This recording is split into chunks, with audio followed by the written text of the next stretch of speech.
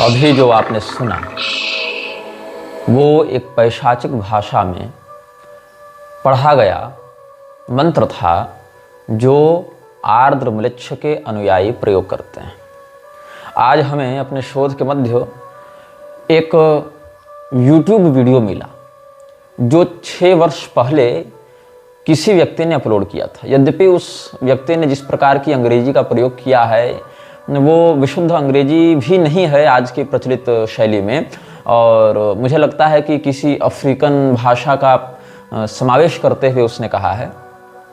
अनाम म्लेच्छ और आर्द्र म्लेच्छ के विषय में उसने कुछ बातें कही हैं। यद्यपि उन बातों में एक बहुत बड़ा हिस्सा मैथोलॉजी का है और उन बातों से हम सहमत नहीं हैं, लेकिन कम से कम इस व्यक्तित्व के विषय में वो जागरूक था और उसने वीडियो बनाया था। यद्यपि उस वीडियो को 6 वर्षों में मात्र 1700 लोगों ने देखा है, ज़्यादा लोगों ने नहीं देखा है।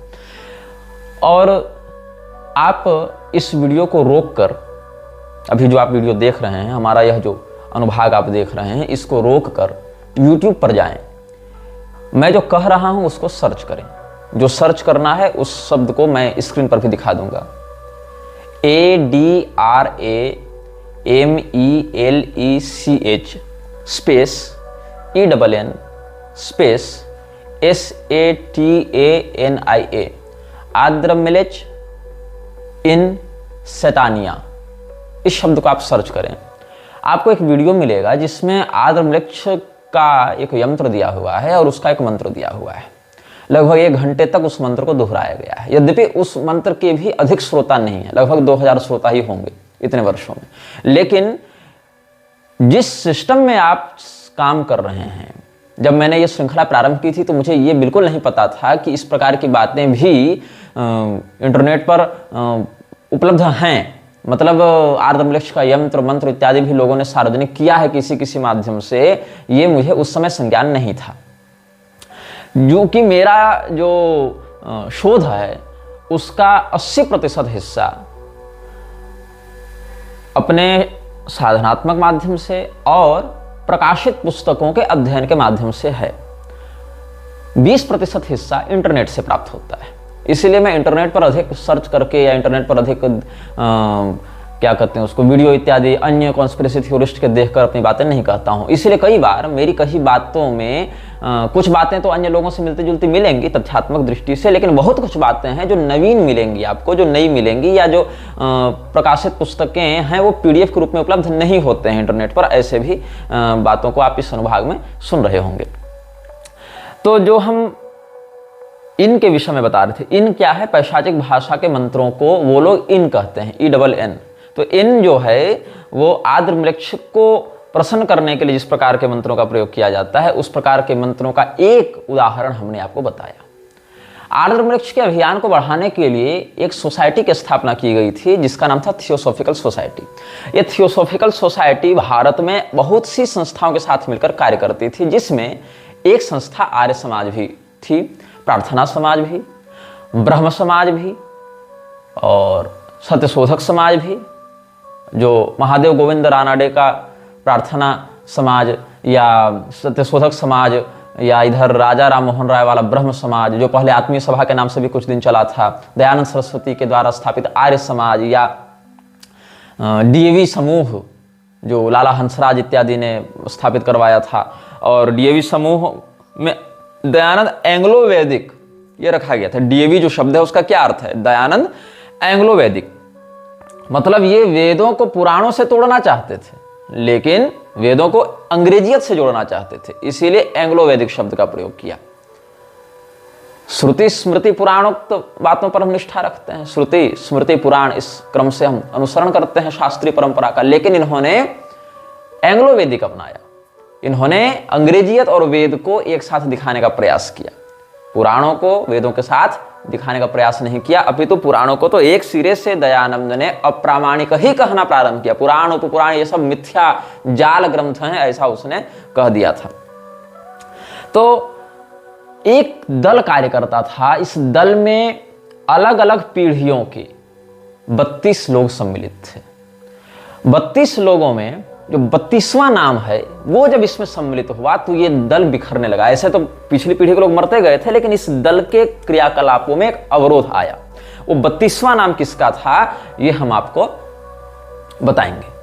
लेकिन उस 32वें नाम से जुड़े हुए कुछ और रहस्य भी वर्तमान में समाज को उद्वेलित कर रहे हैं, उस पर भी हम चर्चा करेंगे। पहला नाम इसमें है हेलेना पेट्रोवना ब्लावात्स्की। हेलेना पेट्रोवना ब्लावात्स्की जो थी वो एक रशियन महिला थी और ये भारत में बहुत ही रहस्यमयी घटनाओं को प्रसारित करने में प्रसिद्ध मानी गई है। हम इस पूरे नाम को बार बार नहीं बोल सकते, नाम बड़ा है, उच्चारण में कठिनाई हो सकती है, लोगों को याद रखने में भी कठिनाई हो सकती है। इसीलिए इस महिला को हम मैडम ब्लावात्स्की कहेंगे या मैडम एचपीबी कहेंगे। एचपीबी या ब्लावात्स्की किसका नाम है? हेलेना पेट्रोवना ब्लावात्स्की का नाम है। तो इस दल में 32 लोग थे इस ब्लावात्स्की के अतिरिक्त। उसमें पहला था राजकुमार पावेल दोरोगोरुकी। ये पावेल दोरोगोरुकी जो था ये फ्रीमेसन का एक सदस्य था और फ्रीमेसन्स की रोसिक्रूशियन धारा का था। जिन लोगों को रोसिक्रूशियन के बारे में नहीं पता है वो म्लेच्छराज अनुभाग के पुराने वीडियो को आप देखें, तब उनको रोसिक्रूशियन फ्रीमेसन्स के बारे में पता चलेगा। ये रोसिक्रूशियंस कौन थे, कहाँ से आए थे, इनका लक्ष्य क्या था, इनकी क्रियाकलाप की गतिविधियाँ क्या थी, हम पहले बता चुके हैं। तो रोसिक्रूशियन फ्रीमेसन्स के लिए कार्य करता था कौन? ये जो राजकुमार था पावेल दोरोगोरुकी, और इसके पास अपना एक पुस्तकालय था। उस पुस्तकालय में पैशाचिक शक्तियों को जगाने के लिए बहुत सी विद्याएं बताई हुई थी, वो पुस्तकें वहां रखी हुई थी, बहुत सी पांडुलिपियां थी इसके पास, और उन पांडुलिपियों में म्लेच्छराज की उपासना से संबंधित बातों को वर्णित किया गया था और उसी संग्रह का प्रयोग करके ये लोग अपने पैशाचिक गतिविधियों को अंजाम देते थे। ये कहाँ का था? ये रूस का था और ये हेलेना पेट्रोवना ब्लावात्स्की, मैडम ब्लावात्स्की का, एचपीबी का ये ग्रेट ग्रैंडफादर था, मतलब ये परदादा था। इन बातों को ध्यान से सुनते जाइएगा। इस दल में पहला नाम ये राजकुमार का था। दूसरा प्रिंस अलेक्जेंडर गोटिल्सिन। हाँ, प्रिंस अलेक्जेंडर रशियन उच्चारण में थोड़ा अंतर हो जाता है, इसलिए मेरे संकेत की त्रुटि का क्षमा करेंगे। गोलिट्सिन ये एक रूस का प्रसिद्ध ऑकल्टिस्ट रहा है। ये पैशाचिक शक्तियों को समन करने में, डेमोनिक समनिंग्स में इसका बड़ा हाथ था और ये भी फ्रीमेसन्स का सदस्य था। और इसी ने मैडम एचपीबी को इस बात के लिए बचपन से तैयार किया, उत्प्रेरित किया, उसके परदादा के पुस्तकालय में रखे हुए उन पैशाचिक ग्रंथों के माध्यम से कि तुम पूरे विश्व में घूमो और इस प्रकार का संगठन बनाओ, इस प्रकार के लोगों को अपने साथ जोड़ो जो तुम्हारे अभियान में सहयोगी हो सकते हैं। तीसरा व्यक्ति था अल्बर्ट रॉसन। ये अमेरिका का था। पहले दो तो रूस के थे, ये तीसरा व्यक्ति अमेरिका का था। ये एचपीबी के साथ यात्रा में सम्मिलित रहता था, मतलब एक कंपेनियन चाहिए ना, हम सफर चाहिए, यात्रा कैसे करेंगे, अकेली महिला उतने प्राचीन समय में कैसे यात्रा करेगी, तो ये उसका हम सफर बनकर चलता था। इसका नाम था अल्बर्ट रॉसन और 1950 तक इसने एचपीबी का सक्रियता से साथ दिया। ये सब पिछली पीढ़ी वालों की बात है। पालोस मोटामोन जो था वो एचपीबी का गुरु भाई था। मिस्र की राजधानी काहिरा, जिसको कायरो भी कहते हैं, जहां पर अयवास ने हुरपारक्रात के मंत्री की हैसियत से, हुरपारक्रात मतलब द लॉर्ड ऑफ साइलेंस, उसकी जो बातें हैं, उसका जो संदेश था उसको पहुंचाया था एलिस्टर क्रॉली तक। और इस विषय में हम आपको म्लेच्छराज के अनुभाग 11, 12, 13 इत्यादि में बता चुके हैं। इसीलिए मैं कहता हूं कि इस अनुभाग को आप सीरियली देखेंगे, क्रमशः देखेंगे, तब बातें समझ में आएंगी। अचानक से कोई मेरे वीडियो इस्कॉन पर देख ले, उसको लगेगा मैं गौड़ीय संप्रदाय का विरोध कर रहा हूं, जबकि इस्कॉन गौड़ीय संप्रदाय है ही नहीं। गौड़ीय संप्रदाय बिल्कुल अलग है। इस्कॉन एक एनजीओ ने हाईजैक किया है गौड़ीय के रूप, चिन्ह और परंपरा को। आर्य समाज के कोई वीडियो देखेगा तो उसको लगेगा कि मैं तो आर्य समाज का विरोधी हूं, मैं दयानंद का विरोध कर रहा हूं, उसको बुरा लगेगा। लेकिन जो सीरियली सारी बातों को देखेगा वो समझेगा कि ये कोई एक वीडियो नहीं है, ये वीडियो सीरीज है। ये डॉक्यूमेंट्री मैं जो आपको दे रहा हूं, ये कहां से इसका कनेक्शन, कहां से इसका संबंध जुड़ा हुआ है। तो कायरो ही वह शहर था जहां पर अयवास को भेजा गया था कथित रूप से। ऐवास का चित्र भी हमने पिछले अनुभागों में सार्वजनिक किया हुआ है। एलिस्टर क्रॉली का भी चित्र हमने पिछले अनुभागों में सार्वजनिक किया हुआ है। तो जिस समय ऐवास ने एलिस्टर क्रॉली को मृक्षराज का संदेश दिया, उस संदेश के 123 महीने के बाद, जस्ट आफ्टर 123 मंथ्स, प्रथम विश्व युद्ध प्रारंभ हो गया था। और उसी कायरो शहर में पढ़ा करती थी कौन? HPB। हालांकि मैडम ब्लावात्स्की जब पढ़ती थी उसके बाद कायरो में ऐवास ने एलिस्टर क्रॉली को मृक्षराज का संदेश दिया था। लेकिन HPB के साथ कुछ लोग और जो वहां पढ़ते थे, मतलब वो जो पैशाचिक विद्याओं का अध्ययन करते थे, उसमें एक व्यक्ति का नाम था रोशन और एक व्यक्ति का नाम था पालोस मेटामोन। और पालोस मोटामोन जो है एक बहुत ही मतलब निपुण व्यक्ति हुआ, एक बहुत ही पहुंचा हुआ सिद्धहस्त हुआ इन विद्याओं में अपने सभ्यता में। फिर एक व्यक्ति का नाम था अगार्दी मेत्रोविच। अगार्दी मेत्रोविच हंगरी का था, ऑस्ट्रिया हंगरी, ऑस्ट्रिया के कारण ही विश्व युद्ध पहला प्रारंभ हुआ। तो ऑस्ट्रिया हंगरी ये पहले संयुक्त देश के रूप में जाने जाते थे, बाद में विभाजन हो गया था। तो हंगरी जो है उस देश का, जिन लोगों को हंगरी के बारे में नहीं पता उनको बता दूं कि भारत से बनी हुई पहली कार जो मारुति 800 के नाम से लॉन्च की गई थी, मतलब वो मारुति कंपनी ने बनाया था। और भारत में सबसे पहले मारुति 800 को किसने खरीदा था? तिरुपति बालाजी ट्रस्ट वालों ने, TTD ने खरीदकर तिरुपति बालाजी को चढ़ाया था, मतलब वो कार उनको दी गई थी। और पहली कार जो विदेश में एक्सपोर्ट की गई थी वो हंगरी में की गई थी, जहां तक मुझे जानकारी है। अस्तु, तो ये तो अतिरिक्त जानकारी हो गई, इसका इससे कोई संबंध नहीं था, बता दिया, मुझे याद आया। तो अगार्दी मेत्रोविच जो था वो हंगरी में गायक था और ये रेडिकल कार्बोनरी नाम का एक संस्थान वहां चलता था, उसका एक सदस्य हुआ करता था। तो 1950 ईस्वी में अल्बर्ट रोशन जब अस्वस्थ होने लगा और मैडम HPB के साथ लंबी यात्राओं को करने में समर्थ नहीं रहा, तो फिर अगले 10 सालों तक HPB के साथ यात्राओं को करने के लिए भेजा गया अगार्दी मेत्रोविच को। और साथ साथ ये दक्षिणी और पूर्वी यूरोप की यात्राओं में विशेष करके HPB का ये साथ देता रहा। इसके बाद इटली के एक व्यक्ति का नाम आता है जो HPB के लिए एक मेंटर का काम किया करता था। HPB को मैं इतना महत्व क्यों दे रहा हूं, इसको आप तब समझेंगे जब ये पता चलेगा कि HPB के कारण कितनी हत्याएं हुई हैं, HPB के कारण कितने नरसंहार हुए हैं। तो मैडम ब्लावात्स्की का दयानंद के साथ क्या संबंध था और उसका वैश्विक राजनीति पर या धार्मिक जगत पर क्या प्रभाव पड़ा, इसको समझने के लिए इन सभी लोगों को जानना जरूरी है।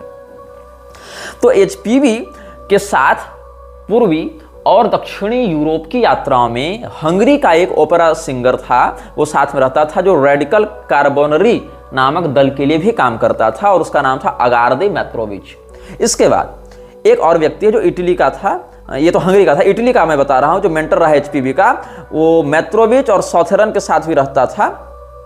मेत्रोविच जो जिसके बारे में अभी हमने आपको बताया, अगार्दी मेत्रोविच हंगरियन का, उसका भी मेंटर रहा और HPB का भी मेंटर रहा। इसका नाम था मजीनी, ग्युसेप्पे मजीनी। तो ग्युसेप्पे मजीनी जो था वो इटली का, मतलब वो एक प्रकार से प्रोफेट मान लो तुम। इटली में जो राष्ट्रवाद की विचारधारा बढ़ी इटली की राजनीति में, उसका प्रोफेट माना जाता है। किसको? मजीनी को, ग्युसेप्पे मजीनी।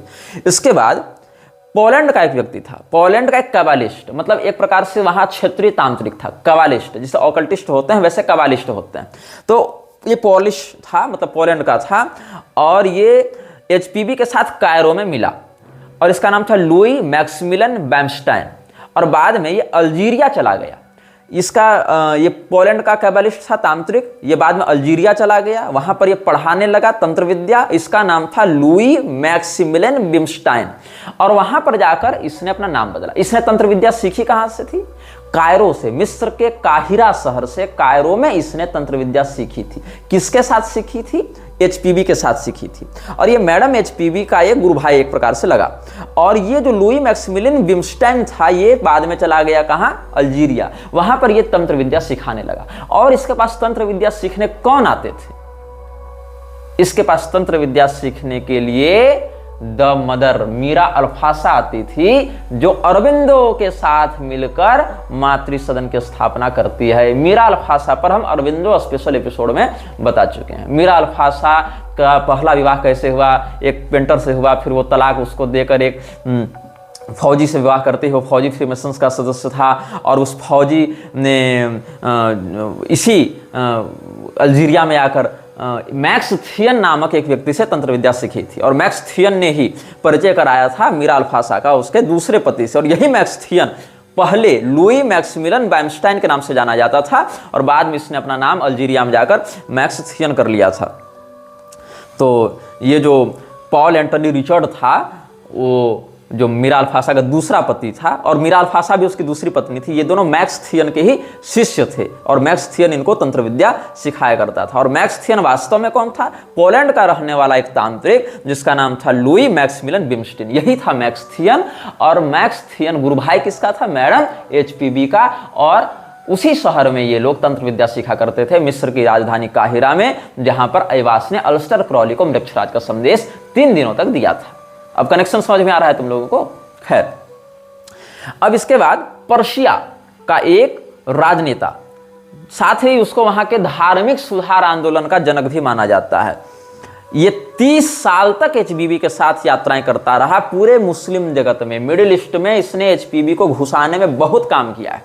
इसका नाम क्या था? Jamal al-Din al-Afghani. Jamal al-Din al-Afghani Persia का था, फारसी था, मतलब फारसी मूल का था, और इसने इस्लामी जगत में मैडम HPB को घुसाने में बहुत सहयोग किया, और ये 30 साल ब्लावात्स्की के साथ, HPB के साथ काम किया है।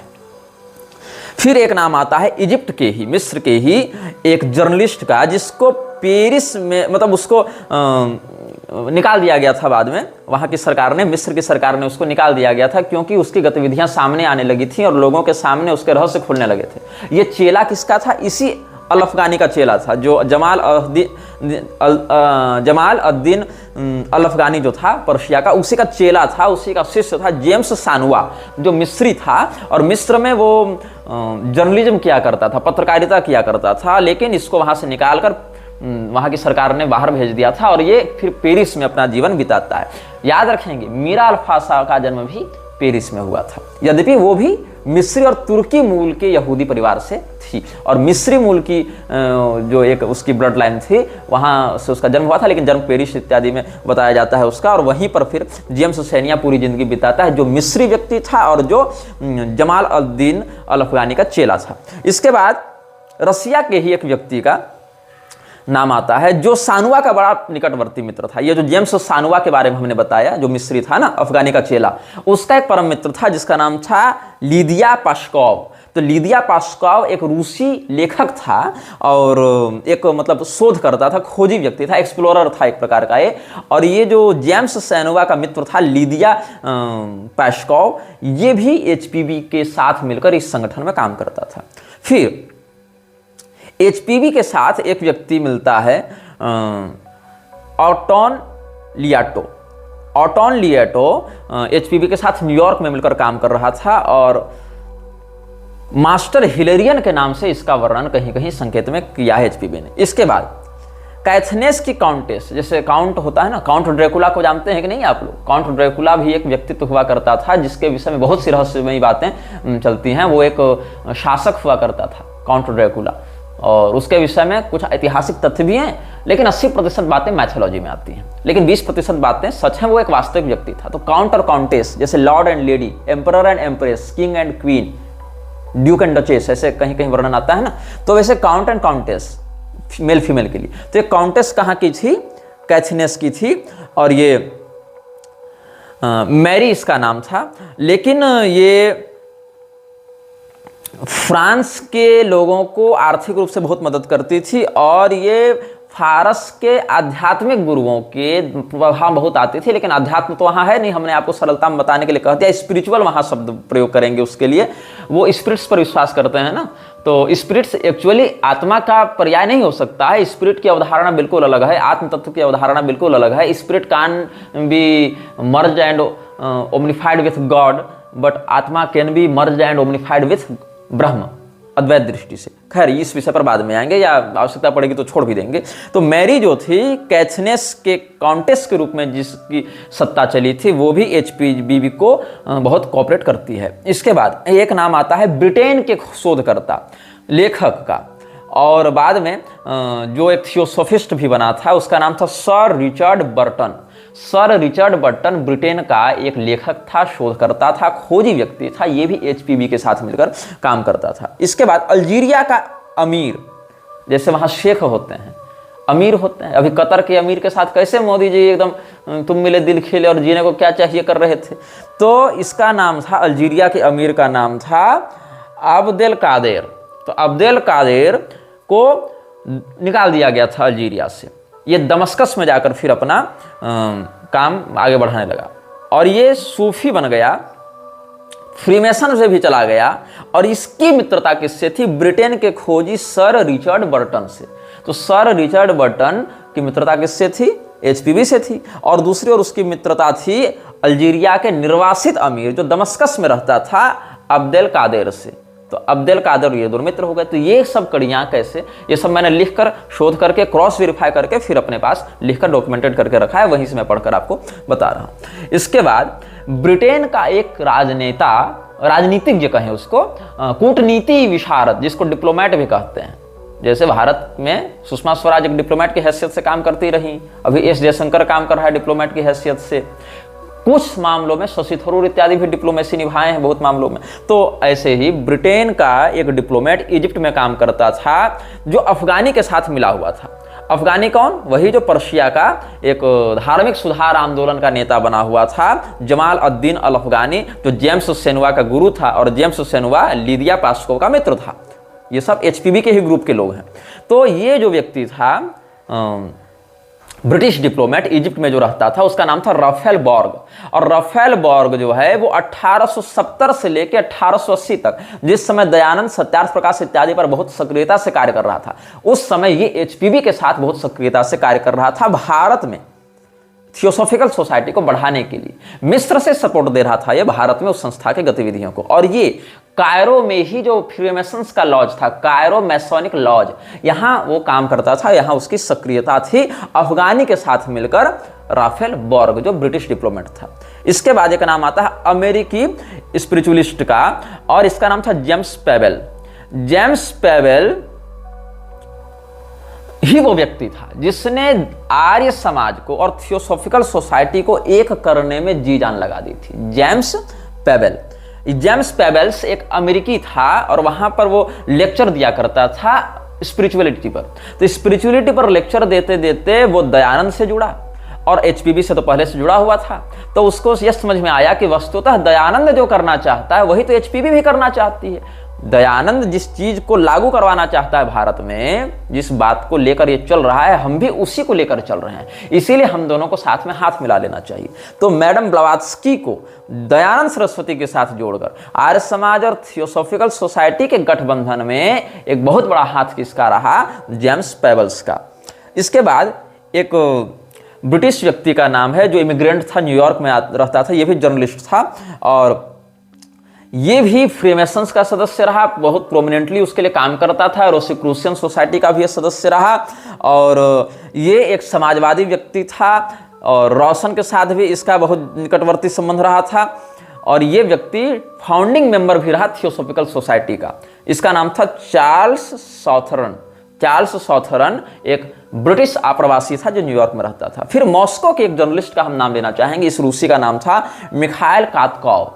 तो मिखाइल कातकोव एक मतलब ये प्रकाशक था, मतलब एचपीवी जो लिखती थी उसको रसिया में प्रकाशन के माध्यम से, प्रेस के माध्यम से प्रिंट करके लोगों तक पहुंचाने का काम था इसी रूसी जर्नलिस्ट का। मॉस्को में इसका हेडक्वार्टर था। इसका नाम था मिखाइल कातकोव। और भारतीय रेवोल्यूशन में, इंडियन रेवोल्यूशन में फ्रांसीसी सहयोग के माध्यम से राजनीतिक कॉन्स्पिरेसी करने में, कॉन्स्पिरेटर था नहीं, तो राजनीतिक कॉन्स्पिरेसी करने में मिखाइल कातकोव का नाम बहुत कुख्यात है। भारतीय राजनीति को रूसी प्रभाव में लेने के लिए इसने फ्रांस से मदद ली थी और फ्रांसीसी लोगों के सहयोग से इसने भारत में राजनीतिक अस्थिरता को जन्म दिया था। इसका नाम था मिखाइल कातकोव और यही मैडम ब्लावात्स्की के लेखों को, उसकी विचारधारा को रूस में प्रसारित करने का काम करता था by printing them in Russian language।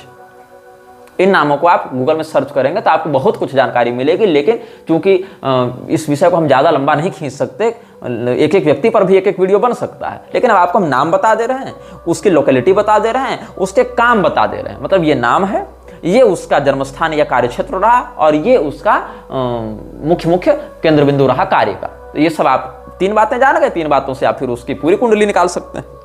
इसके बाद नाम आता है इसमें हमारे और आपके लाडले प्यारे स्वामी दयानंद सरस्वती का। दयानंद सरस्वती जो आर्य समाज का संस्थापक रहा और जिसको एक समाज सुधारक के नाम से जाना जाता है, उसका संगठन जुड़ता है, आर्य समाज जुड़ता है, थियोसॉफिकल सोसाइटी थे, इस व्यक्ति का नाम आया। इसके बाद एक और आर्य समाजी का नाम आया जो कि बहुत धनी व्यक्ति था, और ये ऑक्सफोर्ड में जाकर पढ़ाई लिखाई किया था और वहाँ पर कुछ भाषणबाजी भी किया था। बाद में ये एक अतिवादी राजनीतिक नेता के रूप में भी उभरा था, और इसने आर्य समाज को खूब पैसा दिया।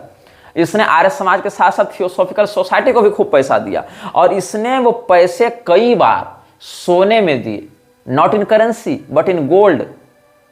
इसका नाम था, आप जानते होंगे, श्यामजी कृष्ण वर्मा। अच्छा, इसके बाद आगे चलते हैं। कश्मीर के महाराज, जिसको वेदांत विशारद भी ये लोग मानते हैं, और इसका नाम था रणवीर सिंह, ये कश्मीर का राजा। इसने भारत में थियोसॉफिकल सोसाइटी के लोगों के रहने, खाने, आने जाने के खर्चे को स्पॉन्सर किया था। रणवीर सिंह महाराजा ऑफ कश्मीर। ऐसा नहीं कि केवल मृक्षराज के अभियान को आगे बढ़ाने में जिन लोगों ने साथ दिया है वो लोग केवल विदेशों से ही आए थे। पूरे विश्व में अलग अलग स्थानों पर अलग अलग कुल खानदान के राज परिवारों से जुड़े लोग, कोई रूसी राज परिवार से है, कोई ऑस्ट्रियन राज परिवार से है, कोई कहीं का राजा है, कहीं का प्रिंस है, कहीं का इमाम है, कहीं का अमीर है, अल्जीरियन अमीर, रशियन प्रिंस, इंडियन किंग, सब जुड़े हुए थे ना। अलग अलग सत्ताधारियों के माध्यम से ये सारा अभियान आगे चल रहा था। तो कश्मीर के महाराजा रणवीर सिंह ने भारत में थियोसॉफिकल सोसाइटी को खर्चे के कारण अपना काम न रोकना पड़े, इसकी जिम्मेदारी ली थी और खूब पैसा देकर उसको स्पॉन्सर किया था। इसके बाद एक और नाम आता है सरदार ठाकर सिंह संधानवालिया। इसने सिंह सभा की स्थापना की थी। ये सिख हुआ करता था। सरदार ठाकर सिंह संधानवालिया ये थियोसॉफिकल सोसाइटी की पंजाबी शाखा थी, जो सिंह सभा का इसने गठन किया था। ये मैडम HPB की जो थियोसॉफिकल सोसाइटी थी उसका पंजाबी संस्करण था। ये सिंह सभा का संस्थापक ये भी इसमें जुड़ा हुआ था।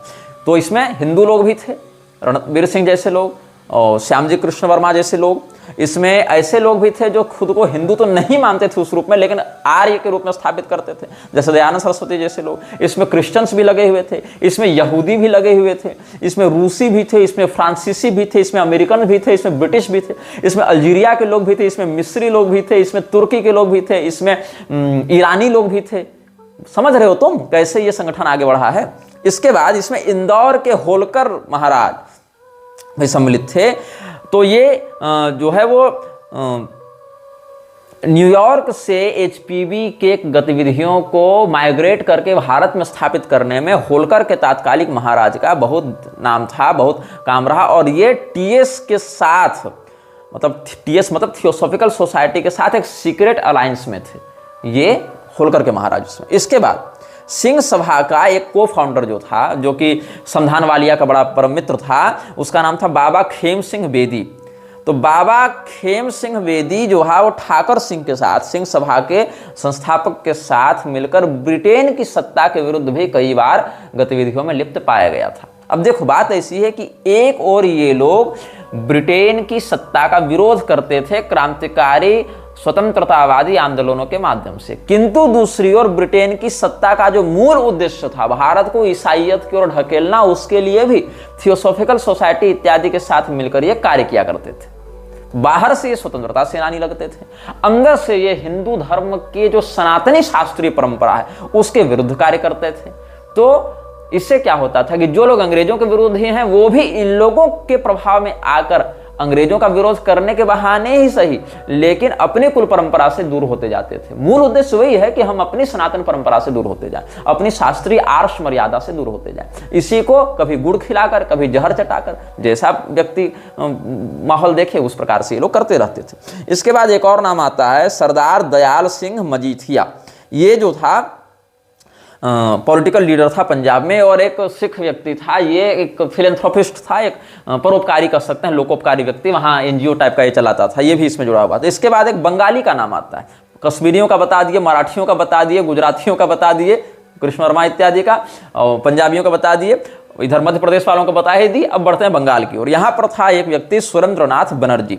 ये बंगाली व्यक्ति था और ये इंडियन नेशनल कांग्रेस की स्थापना करने में इस व्यक्ति का बड़ा हाथ था। और अलकॉट को, कर्नल अलकॉट कौन है, इस पर भी हम बाद में आएंगे। उसका भी एक बहुत महत्वपूर्ण स्थान है दयानंद सरस्वती के जीवन में।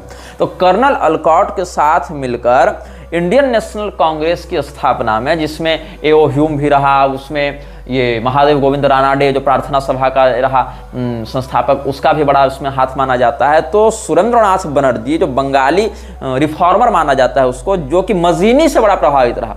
मजीनी कौन है? मजीनी के बारे में हम आपको बता चुके हैं। गुसिप्पे मजीनी जो था वो इटली का एक प्रॉफिट माना जाता है नेशनलिज्म के क्षेत्र में, और एचपीबी का मेंटर था। मेट्रोविच का भी मेंटर था। मेट्रोविच कौन था? अगार्दी मेट्रोविच, जो हंगरी का ओपेरा सिंगर था, रेडिकल कार्बोनारी का जो सदस्य भी रहा, और दक्षिणी और पूर्वी यूरोप में एचपीबी के साथ ये घुमा करता था। तो उसका ये मजीनी का ये बहुत समर्थक था, उसके विचारों से बहुत प्रभावित था सुरेंद्रनाथ बनर्जी।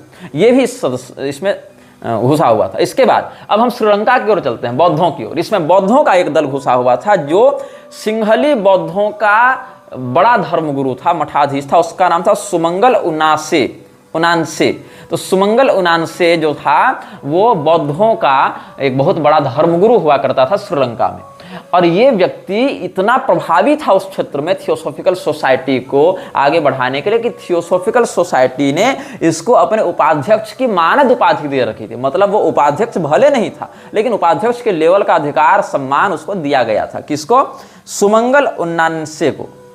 ये बौद्धों का एक बड़ा धर्मगुरु श्रीलंका में हुआ करता था। इसके बाद एक नाम आता है अंग्रेजों के गुप्तचर का, जिसके कारण तिब्बत में बहुत खून खराबा हुआ। इसका नाम था, यह भी बंगाली था, शरत चंद्र दास। शरत चंद्र दास के विषय में भी आपको इंटरनेट पर बहुत कुछ मिल जाएगा, हमने नाम बता दिया। और ये कर्नल ऑलकॉट का बहुत घनिष्ठ मित्र था, परम मित्र था शरत चंद्र दास, जो बुद्धिज्म पर रिसर्च करने के नाम से गया था, उस आड़ में तिब्बत गया था, और उसके तिब्बत जाने से बहुत दुष्प्रभाव हुए थे। क्या क्या हुए थे इस पर भी हम चर्चा करेंगे। इसके बाद सिक्किम का एक बौद्ध लामा, इसका यहाँ पर नाम आता है उग्येन ग्यात्सो।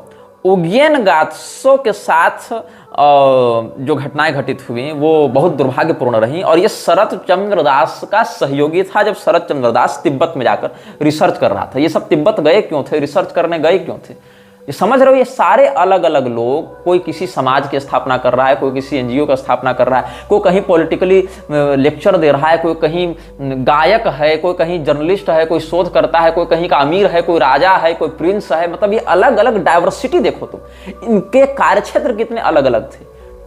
कोई कहीं कॉलेज में पढ़ा रहा है, कोई कहीं गायक है, कोई कहीं पर चित्रकार है, कोई कहीं पर फौजी है, कोई कहीं पर राजा है, कोई कहीं पर सन्यासी के रूप में चल रहा है। मतलब अलग अलग diversity of religions, diversity of work places, diversity of nationality and racism, अलग अलग रेस का, अलग अलग भाषा का, अलग अलग धर्म या मत या पंथ मजहब का, ये कितना उलझा हुआ था। लेकिन एक मृच्छराज अम्ब्रेला के अंतर्गत सब काम कर रहे थे। तो शरत चंद्र दास के साथ, अब शरत चंद्र दास तो बौद्धों के विषय में ज्यादा नहीं जानता था, बंगाली था, तो बंगाल के विषय में जानेगा, तिब्बत के विषय में तो उतना नहीं जानेगा। लेकिन तिब्बत किससे लगा हुआ है? सिक्किम से लगा हुआ है, और बंगाल लगा हुआ है सिक्किम से। उसमें हालांकि अनडिवाइडेड बंगाल प्रोविंस बहुत बड़ा था, उसमें आज का उड़ीसा भी आ जाता है, उसमें आज का आसाम भी बहुत भाग आ जाता है, उसमें पूरा बांग्लादेश आता है, आज का पूरा बंगाल आता है, उसमें झारखंड बिहार के भी बहुत से भाग आ जाते हैं। तो अनडिवाइडेड बंगाल प्रोविंस बहुत बड़ा था, सिक्किम भी उससे लग जाता था। तो बंगाल की जो सिक्किम से लगने वाली सीमा है, वहां की संस्कृति बंगाल की उड़िया सीमा से थोड़ी अंतर पड़ेगी, बंगाल की बिहारी सीमा से थोड़ा अंतर पड़ेगा, बिहार का वो भाग जो झारखंड से लगता है उसकी भाषा शैली में अंतर है, उसके संस्कृति में अंतर है, बंगाल की वह सीमा जो नेपाल से लगती है या उत्तर प्रदेश के उत्तरी भाग से लगती है उसकी संस्कृति भाषा में अंतर पड़ेगा। तो बंगाल का जो मूल बंगाली स्रोत है वो शरत चंद्र दास के पास तो था, लेकिन तिब्बत का भाव उसको समझ में नहीं आ रहा था। तो तिब्बत में जाकर अपना काम बढ़ाने के लिए इसने सिक्किम के एक बौद्ध लामा का सहयोग लिया जिसका नाम था उग्यन ग्यात्सो, और उग्यन ग्यात्सो इसके साथ तिब्बत गया था। वहां पर इन लोगों की भेंट हुई थी पंचेन लामा के प्रधानमंत्री से। वहां जो लामा सब होते हैं अलग अलग, वहां पंचेन लामा क्या होता है इसके विषय में आप गूगल पर सर्च कर सकते हैं। तो पंचेन लामा का प्रधानमंत्री जो तिब्बत में था उसका नाम था सेंगचेन तुलकू, और सेंगचेन तुलकू ने ही शरत चंद्र दास को तिब्बत में एंट्री दी थी, उसके रहने खाने का प्रबंध किया था, जो कि बड़े पद पर था, वो पंचेन लामा का प्रधानमंत्री हुआ करता था। तो सेंगचेन तुलकू ने उग्यान ग्यात्सो के रेफरेंस पर शरत चंद्र दास को तिब्बत के एक मठ में प्रवेश करवाया था जिसका नाम था ताशिल हुनपो मठ। तो ताशिल हुनपो मठ में क्या हुआ, जब इसने शरत चंद्र दास को घुसाया तो उसको पता नहीं था कि शरत चंद्र दास को भेजा किसने है, उसके आने का उद्देश्य क्या है, वो यहां पर करना क्या चाहता है। ये ब्रिटेन का एक गुप्तचर भी था, ब्रिटिश सरकार के अंतर्गत गुप्तचरी भी करता था शरत चंद्र दास, और साथ साथ ये मैडम एचपीवी से भी मिला हुआ था थियोसॉफिकल सोसाइटी के परोक्ष सहयोग के माध्यम से। तो शरत चंद्र दास के कारनामे और उसका उद्देश्य जब वहां पर पंचेन लामा के लोगों को ताशिल हुनपो मठ में पता चला तो उन लोगों ने अपने प्रधानमंत्री को मरवा दिया। और आप जब पढ़ेंगे कि सेंगचेन तुलकू को कितनी निर्दयता से मारा गया तो आपकी हड्डियां तक कांप उठेंगी, इसके बारे में हम बाद में बताएंगे। तो ये सब लोग हो गए, कितने लोग हो गए इसमें हम फिर से नाम पढ़ के बताते हैं। प्रिंस पावेल दोरगोरुकी, ये पहला, दूसरा प्रिंस अलेक्जेंडर गोलित्सिन, दूसरा, तीसरा अल्बर्ट रोशन, ये पहले दो रूसी थे, तीसरा अमेरिकी था, चौथा था पाउलोस मेटामोन, पांचवा था अगार्दे मेत्रोविच, ये हंगरियन था, छठा था ग्यूसेप्पे मजीनी जो इटालियन था, सातवां था लुई मैक्सिमिलियन बेमस्टेन, यही बाद में मैक्स थियन बन गया था, ये पॉलिश था, पोलैंड का था लेकिन अल्जीरिया चला गया था। फिर आठवां था जमाल अद्दीन अल अफगानी, ये पर्शियन था। फिर था जेम्स सानुआ, ये मिस्री था। फिर लिदिया पास्कोव, ये रूसी था। 10 हो गए। ऑटोन लियाटो, ये साइप्रस का था, साइप्रस एक द्वीपीय देश है। फिर मैरी थी काउंटेस ऑफ कैथनिस, ये हो गई। तो 1 2 3 4 5 6 7 8 9 10 11 12 लोग हो गए। इसके बाद हम देखते हैं सर रिचर्ड बर्टन, ये ब्रिटेन के थे। फिर अब्दुल कादिर, ये अल्जीरियन एमिर था जो बाद में दमस्कस में रहा। फिर राफेल बॉर्ग, ये ब्रिटिश डिप्लोमेट था इजिप्ट में। जेम्स पेबल्स, ये अमेरिकन स्पिरिचुअलिस्ट रहा, इसने आर्य समाज और थियोसॉफिकल सोसाइटी को एक करवाने में साथ दिया था। और सिंघली जो बौद्ध थे उनको भी ये साथ लेकर आया था। 14 हो गए, ये 16 हो गए। फिर चार्ल्स सादरन, ये जो या सोथेरन जो भी इसका उच्चारण पढ़ेंगे, ये इंग्लिश इमिग्रेंट था न्यूयॉर्क में। फिर मिखाइल कातकोव, ये मॉस्को का था। स्वामी दयानंद सरस्वती, ये भारत के आर्य समाज संस्थापक। 20 लोग हो गए। फिर श्यामजी कृष्ण वर्मा, गुजराती। रणबीर सिंह, कश्मीरी। सरदार ठाकर सिंह संधानवालिया, पंजाबी। होलकर का राजा, इंदौर, मध्य प्रदेश वाले। भाई गुरमुख सिंह, पंजाबी। बाबा खेम सिंह बेदी, पंजाबी। सरदार दयाल सिंह मजीठिया, पंजाबी। सुरेंद्रनाथ बनर्जिया, बंगाली। तो कितने हो गए? 3 और 3 6 और 2 8, 28 हो गए। इधर 28 लोग हो गए। और ये सुमंगला उनासे सरदार, ये बौद्ध था, सिंहली बौद्ध था, श्रीलंकाई बौद्ध था। उग्यान ग्यात्सो, ये सिक्किम का बौद्ध था। शरत चंद्र दास, ये बंगाली था। और सेंगचेन तुलकू, ये तिब्बती बौद्ध था जो पंचेन लामा का प्रधानमंत्री था। ये 32 लोग इस दल में थे। 33वें व्यक्ति के रूप में इन लोगों ने एक व्यक्ति को अपने दल में सम्मिलित करने का प्रयास किया, श्रृंगेरी के तात्कालिक शंकराचार्य। अब आपको लगेगा झटका। तो मैडम एचपीवी ने तिब्बत के अपने अभियान के बाद श्रृंगेरी के शंकराचार्य से, जो उसमें तात्कालिक शंकराचार्य थे श्रृंगेरी के, उनसे संपर्क करने का प्रयास किया था। और उस समय श्रृंगेरी के शंकराचार्य ने इन लोगों को उतना महत्व नहीं दिया था जितने इन लोगों को अपेक्षा थी, क्योंकि अलग अलग धर्म मत मतांतर पंथ के लोगों से ये लोग जुड़े हुए थे, अपने क्रियाकलापों को आगे करवाते आ रहे थे। तो इन लोगों को लगा कि हम लोग हर जगह प्रभाव अपना कर लेंगे, लेकिन इसमें ये पूर्णतया सफल नहीं हुए। तो श्रृंगेरी के शंकराचार्य से इन लोगों ने जब पत्र व्यवहार किया तो वहां से अपेक्षित सहयोग इनको नहीं मिला। धीरे धीरे करके कुछ पुराने लोग मरते गए और कुछ लोगों को मारा गया, कुछ लोग अपने महत्वाकांक्षा के कारण दूर होते गए, जैसे कि दयानंद सरस्वती जैसे लोग। और फिर यह संगठन धीरे धीरे प्रत्यक्ष सक्रियता से पीछे छूटते रहा। टीपू सुल्तान के समय या मराठा सैनिक जब परशुराम भाव इत्यादि के नेतृत्व में लड़ते थे, उस समय एक घटना घटित हुई थी। श्रृंगेरी के तात्कालिक शंकराचार्य ने टीपू सुल्तान से मदद मांगी थी। इस बात को लेकर बहुत विवाद होता है सनातनी जगत में, और ये एक दुर्भाग्यपूर्ण घटना हम अवश्य मानते हैं श्रृंगेरी के मठ के लिए कि उनको ऐसा नहीं करना चाहिए था। लेकिन आप अगर इतिहास के पन्नों को पलटें और अगर टीपू सुल्तान के विषय में आपको प्रामाणिक जानकारी चाहिए तो आपको पढ़ना चाहिए एक लेखक को, विक्रम संपत। विक्रम संपत ने टीपू सुल्तान के विषय में बहुत ही गहरा शोध करके अपनी जान को खतरे में डालकर भी बहुत प्रामाणिक बातों को सार्वजनिक किया है। तो आप विक्रम संपत को पढ़ या सुन सकते हैं अगर उनके पुस्तकें और वीडियो उपलब्ध हों आपके पास तो। और हालांकि कोई भी लेखक हो 100% सनातन धर्म के अनुकूल लिख रहा है या नहीं लिख रहा है ये तो शास्त्रीय समीक्षा का विषय है, लेकिन ऐतिहासिक जानकारियों के लिए विक्रम संपत अभी एक रिलायबल सोर्स हैं जो टीपू सुल्तान के फील्ड में अच्छा शोध कर चुके हैं। तो क्या हुआ था कि मराठी सैनिकों में एक बहुत रुझान रहा आक्रामकता के साथ लूटमार करने का, ये एक ऐतिहासिक तथ्य है। और इस बात का अच्छा लाभ उठाया मुसलमानों ने। जब मुसलमानों ने देखा कि हम मराठों से सीधे सीधे टकराने में पीछे भाग जा रहे हैं, हट जा रहे हैं, और मराठों की छवि हिंदुओं के मध्य बड़ी अच्छी है, हिंदुओं के रक्षक के रूप में मराठों की छवि है। मतलब मराठा भी तो हिंदू ही थे ओरिजिनली, लेकिन मुसलमानों के विरुद्ध शिवाजी महाराज के समय से ही उनका जो अभियान था वो बहुत आक्रामक रहा था। तो इन लोगों ने क्या किया, मराठों की सेना में ही घुसपैठ करना आरंभ किया। क्योंकि मराठों की सेना में कुछ एक भाग मुसलमान सैनिकों का भी रहा था, तो यहां पर मुसलमानों का वह दल जो पिंडारी कहलाता था, आप ध्यान देंगे तो जिस व्यक्ति को शिरडी में साईं बाबा के नाम से पूजा जा रहा है वो व्यक्ति भी पिंडारी मुसलमान लाइनेज से संबंधित था, ऐसा भी एक बड़े विशेषज्ञों का कहना है। एक बड़ा दल यह भी मानता है। तो ये जो पिंडारी थे ये मूलतः हरियाणा से ऊपर बढ़ेंगे और अफगानिस्तान की ओर बढ़ते जाएंगे। हरियाणा से अफगानिस्तान की ओर जिस दिशा में बढ़ेंगे वो पूरा का पूरा एरिया जो है वो पिंडारियों का कार्यक्षेत्र रहता था। वहां से पिंडारी धीरे धीरे माइग्रेट करते हुए पहले मुगलों की सेना में घुसे, और मुगलों की सेना में घुसते घुसते फिर ये कहां आ गए, मराठों की सेना में। और पिंडारियों का काम क्या था, जहां पर मराठी सैनिक युद्ध करे वहां पर लूट मार करना मराठों के बैनर तले। तो वस्तुतः श्रृंगेरी के मठ पर जब आक्रमण किया गया तो श्रृंगेरी का मठ कोई राजा महाराजा का मठ तो है नहीं।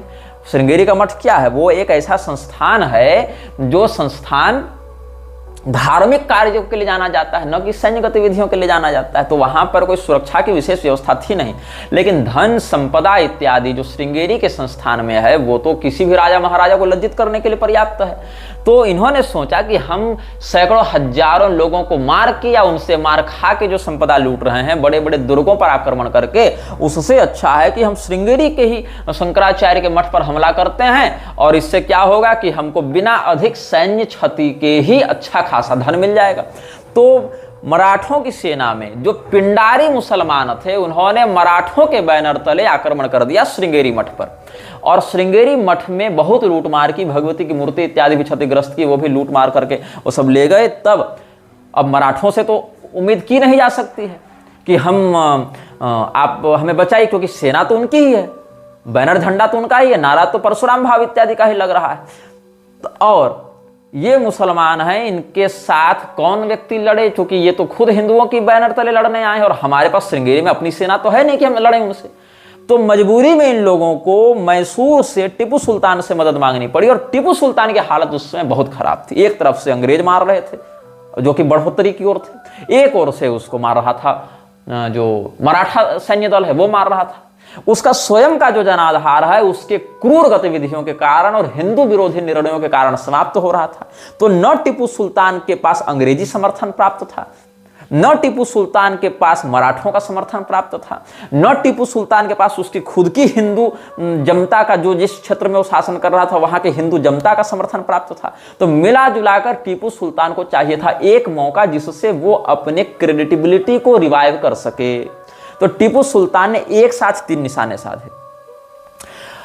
अपने क्रूर शासन कार्य के दौरान अपने हिंदू विरोधी गतिविधियों के कारण जो हिंदू जनता उसके विरुद्ध थी, उसने श्रृंगेरी के शंकराचार्य को विश्व का सर्वोच्च धर्माधिकारी एक प्रकार से घोषित करते हुए, बहुत प्रशस्ति गान करते हुए उसने जो पत्र लिखा है, जगतगुरु इत्यादि संबोधन करते हुए, वहां पर उसने खूब हाथी घोड़ा धन दौलत सोना चांदी इत्यादि उनको दिया।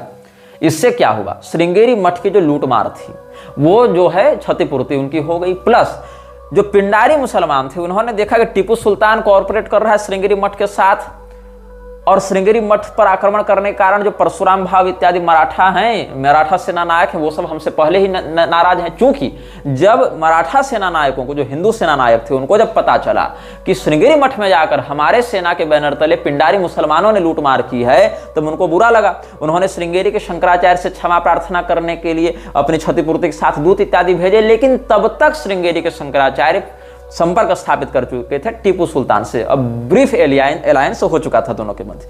तो टीपू सुल्तान ने जो धन दिया श्रृंगेरी को, उससे वहां की जो संपदा की हानि हुई थी वो क्षतिपूर्ति हुई। प्लस टीपू सुल्तान के छवि में आंशिक सुधार इसीलिए हुआ क्योंकि श्रृंगेरी के शंकराचार्य का आशीर्वाद मिल गया, ऐसा हिंदू जनता को लगा। तो टीपू सुल्तान के प्रति उनके मन में जो क्षोभ था उसमें तात्कालिक रूप से कुछ कमी आई, मतलब विद्रोह नहीं किया जनता ने।